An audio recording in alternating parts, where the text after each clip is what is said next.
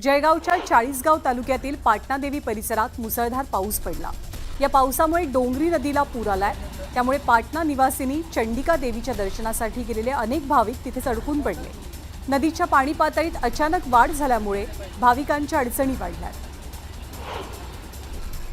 धाराशिव जिल्ह्यामध्ये मुसळधार पावसामुळे भूम तालुक्यातील जवळा भाणगाव बार्शी हा मार्ग बंद केला गेलाय। तसंच दरेवाडी सावरगाव बार्शी रस्ता सुद्धा बंद आहे। विश्वरूपा नदीच्या पाणी पातळीत वाढ झाल्यामुळे हे दोनही रस्ते बंद केले गेलेत। तर आरसोली मध्यम प्रकल्प सुद्धा ओव्हरफ्लो झालाय। जालना जिल्ह्यातील मंठा तालुक्यातल्या तळणी परिसरात मुसळधार पावसामुळे नदी नाले दुथडी भरून वाहत आहेत। तळणी तलाव ओव्हरफ्लो झाल्यामुळे तलाव फुटण्याची भीती व्यक्त होते आहे। जर तलाव फुटला तर याला प्रशासनच जबाबदार असेल अशी प्रतिक्रिया इथल्या ग्रामस्थांनी दिली आहे। जायकवाडी धरणातला पाणीसाठा 80% पोहोचलाय। त्यामुळे बीड जिल्ह्यातील गोदावरी नदीकाठच्या गावांना सतर्कतेचा इशारा दिला गेलाय। गेवराई, माजलगाव आणि परळी तालुक्यातील गोदावरी नदीकाठच्या गावांमध्ये खबरदारीच्या उपाययोजना सुरू केल्या गेल्यात। नांदेड शहर आणि जिल्ह्यात मुसळधार पाऊस पडलाय। शहरातील नरसतपूर आणि नोबेल कॉलनी भागातल्या अनेक घरात पाणी शिरलंय। पावसाचा जोर असाच कायम राहिला तर शहरातील अनेक सखल भाग पाण्याखाली जाण्याची भीती व्यक्त होते। वाशिमच्या रिसोड तालुक्यातील पिंपरी सरहद गावाजवळून वाहणाऱ्या कांस नदीला पूर आलाय।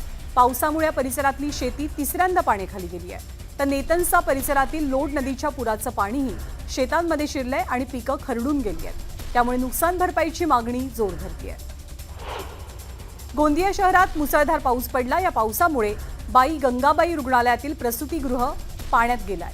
त्यामुळे महिला रुग्णांची चांगलीच तारांबळ झाली। गोंदिया जिल्ह्यातल्या पावसामुळे सखल भागात पाणी साचलं असून अनेक घरांमध्येही पाणी शिरलंय। यामुळे घरगुती साहित्याचं मोठं नुकसान झालंय आणि नागरिकांनी नुकसान भरपाईची मागणी केली आहे। सलग चौथ्या दिवशी कोकण किनारपट्टीला उधाणाचा तडाखा बसलाय। किनारपट्टी भागात आज पुन्हा एकदा 4.5 मीटर उंचीच्या लाटा उसळल्या। रत्नागिरी, गणपतीपुळे, मालगुण, गुहागर आणि दापोली या किनारपट्टींना लाटांचा तडाखा बसलाय। चिपळूणमध्ये मुसळधार पावसाची हजेरी पाहायला मिळते। यामुळे सखल भागात पाणी साचलं। दरम्यान शेती पिकांना या पावसाचा फायदा होणार असल्यानं शेतकऱ्यांनी समाधान व्यक्त केलंय। सांगली जिल्ह्यामधील शिराळा तालुक्यातील चांदोली धरण परिसरात पुन्हा अतिवृष्टी झाली आहे। त्यामुळे धरण 80% भरलंय। पाणी पातळीत वाढ झाल्यामुळे धरणातनं 10,000 क्युसेक वेगानं वारणा नदीपात्रात पाण्याचा विसर्ग होतोय। जोरदार पावसामुळे कोयना धरणातल्या पाणीसाठ्यात वाढ झाली आहे। यामुळे धरणाचे 6 दरवाजे खुले केले गेलेत। 16,565 क्युसेक वेगानं पाण्याचा विसर्ग होतोय। बुलढाणा जिल्ह्यात मुसळधार पावसामुळे कांस नदीला पूर आलाय। पुराच्या पाण्यात 4 शेतकरी अडकून पडलेले आणि याची माहिती मिळताच गावकऱ्यांनी त्यांचा जीव वाचवला आणि जीवदान दिलं। पालघर जिल्ह्यात पावसाचा रेड अलर्ट जाहीर झालाय। त्यामुळे शाळा आणि महाविद्यालयांना प्रशासनाकडून सुट्टी जाहीर करण्यात आली आहे। जिल्ह्यात पावसानं विश्रांती घेतल्यामुळे धरणांमधनं नद्यांमध्ये सुरू असलेला पाण्याचा विसर्ग सुद्धा कमी करण्यात आलाय। वाशिमच्या रिसोड तालुक्यातील वनोजा परिसरात मागील 3 दिवसांपासून सुरू असलेल्या मुसळधार पावसामुळे झेडपीच्या शाळेच्या प्रांगणाला जणू तळ्याचं रूप प्राप्त झालं। त्यामुळे विद्यार्थ्यांना पावसाच्या पाण्यातनंच ये जा करावी लागते। पण याकडे प्रशासनाचं दुर्लक्ष होत असल्यानं पालकांनी संताप व्यक्त केलाय। बीड जिल्ह्यामध्ये पावसाची रिमझिम सुरू आहे। आष्टी तालुक्यातील शृंगेरी देवीगड धुक्यात हरवून गेलाय। डोंगरावरची हिरवळ आणि धुक्याची दाट चादर यामुळे इथलं निसर्ग सौंदर्य अधिकच खुललंय। चंद्रपूर जिल्ह्यातही पावसाचा जोर वाढलेला असून आतापर्यंत एकूण वार्षिक सरासरीच्या 50% पावसाची नोंद झाली। शहरातील तसंच ग्रामीण भागातील नदी, नाले, ओढे दुथडी भरून वाहत आहेत। सध्या पूरजन्य परिस्थिती नसली तरी हवामान खात्याकडून पुढच्या 24 तासात पावसाचा जोर जास्त वाढेल अशी शक्यता वर्तवली जाते। आणि वाशिम जिल्ह्यातल्या कांस नदीला पूर आलेला आहे। त्यामुळे कोयाळी ते नेतनसा हा मार्ग पुरामुळे बंद करण्यात आलाय। पुरामुळे नदीकाठच्या पिकांचंही मोठं नुकसान झालेलं आहे। वाशिम जिल्ह्यात गेल्या काही दिवसांपासून सातत्यानं धुवाधार पाऊस बरसतोय। कांस नदी ही एक मुख्य नदी आहे वाशिममधली। ज्या नदीला पूर आल्यामुळे अनेकांच्या अडचणी वाढल्यात। या नदीकाठची जी शेती होती त्या शेतीतली पिकं पाण्याखाली गेली आहेत। शेतकऱ्यांचं नुकसान झालंय।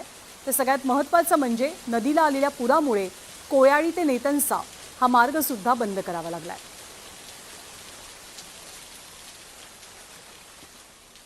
आणि या श्रावण महिन्यातला पहिला शनिवार आहे। आजच्या दिवशी छत्रपती संभाजीनगर जिल्ह्यातील भद्रा मारुती मंदिरात भाविकांची अलोट गर्दी उसळलेली। विशेष म्हणजे खुलताबाद परिसरात मुसळधार पाऊस बरसत असतानाही मंदिरात प्रचंड गर्दी होती। मंदिर परिसरातनं आढावा घेतले आमचे प्रतिनिधी अविनाश कानडजे यांनी। या ठिकाणी आपण बघू शकतो की भद्रा मारुतीच्या मंदिरामध्ये मोठ्या संख्येने भाविकांची गर्दी आपल्याला या ठिकाणी पाहायला मिळते। रात्री 12 वाजेपासूनच ही गर्दी या ठिकाणी आपल्याला पाहायला मिळते। अलोट अशी गर्दी या श्रावण मासामध्ये भद्रा मारुतीच्या मंदिरात असते, घृष्णेश्वराच्या मंदिरात असते। फक्त मराठवाड्यातूनच नाही तर महाराष्ट्राच्या कानाकोपऱ्यातून या ठिकाणी दर्शन घेण्यासाठी भाविक पोहोचत असतात। प्रत्येकाच्या वेगवेगळ्या मागण्या आणि प्रत्येकाचं वेगवेगळं साकडं हे देवाकडे असतं। मात्र संभाजीनगर शहर जास्त दूर नसल्यामुळे दर शनिवारी संभाजीनगरवरून पायी येणारे नागरिक देखील आपल्याला मोठ्या संख्येने या ठिकाणी पाहायला मिळतात। विशेष म्हणजे श्रावण चालू झाल्यापासूनच पावसाचं देखील आगमन या ठिकाणी जोरात सुरू झालेलं आहे। त्यामुळे कुठेतरी भक्तांमध्ये आनंदाचं वातावरण देखील आपल्याला पाहायला मिळतंय। मोठ्या संख्येने भाविक या ठिकाणी आपल्याला आलेले पाहायला मिळतात। काही भाविकांशी देखील आपण बोलण्याचा प्रयत्न करूयात। कुठून आलात तुम्ही? चाटोरी निफाड तालुका नाशिकवरून आलात। काय विशेष मागणी आहे देवाकडे? आम्ही प्रत्येक श्रावण चालू झाला का प्रत्येक श्रावणातला पहिला सोमवारी आम्ही येत असतो। आजचा शनिवार आहे। आम्हाला हो आजचा पहिला शनिवार प्रत्येक शनिवार येत असतो। प्रत्येक शनिवार नाशिकवरून आले तुम्ही सर्वजण? तालुका चाटोरी चाटोरी नक्कीच आपण जर बघितलं तर नाशिक जिल्ह्यातून देखील भाविक या ठिकाणी मोठ्या संख्येने आलेले दिसून येत आहेत। प्रत्येकाचं देवाकडे एक साकडं आहे आणि खास चांगल्या पाणी पावसासाठी खास या ठिकाणी साकडं घालण्यासाठी भाविक मोठ्या संख्येने पोहोचलेले आहेत। अविनाश कानडजे, न्यूज 18 लोकमत, छत्रपती संभाजीनगर। धुळे जिल्ह्यामध्ये कापूस लागवडीत 25% घट झाली आहे। कापसाला योग्य दर मिळत नसल्यानं शेतकऱ्यांनी मक्याचं पीक घेण्याचा निर्णय घेतलाय। सोलापूर शहरामधल्या अनेक ठिकाणी खड्ड्यांचं साम्राज्य निर्माण झालंय। छत्रपती संभाजी महाराज चौक परिसरातल्या खड्ड्यांमध्ये पाणी साचून अपघातांचं प्रमाणही वाढलंय। नाशिकमध्ये सोसायटीच्या लिफ्टमध्ये अडकलेल्या चौघांची सुखरूप सुटका करण्यात आली। तब्बल 1.5 तास लिफ्टमध्ये अडकून पडलेल्या चौघांना कटरच्या साहाय्याने दरवाजा तोडून बाहेर काढण्यात आलं। त्यांच्या रेस्क्यू ऑपरेशनचा थरारक व्हिडिओ समोर आलाय। अहिल्यानगरच्या पिंपळगाव तुर्कमध्ये अनेक दिवसांपासून बिबट्याचा वावर आढळतोय। जनावरांवरती बिबट्यानं हल्ला केल्यामुळे ग्रामस्थांमध्ये भीतीचं वातावरण होतं। दरम्यान वन खात्यानं बिबट्याला रेस्क्यू केल्यामुळे किंवा त्याला ताब्यात घेतल्यामुळे ग्रामस्थांनी समाधान व्यक्त केलंय।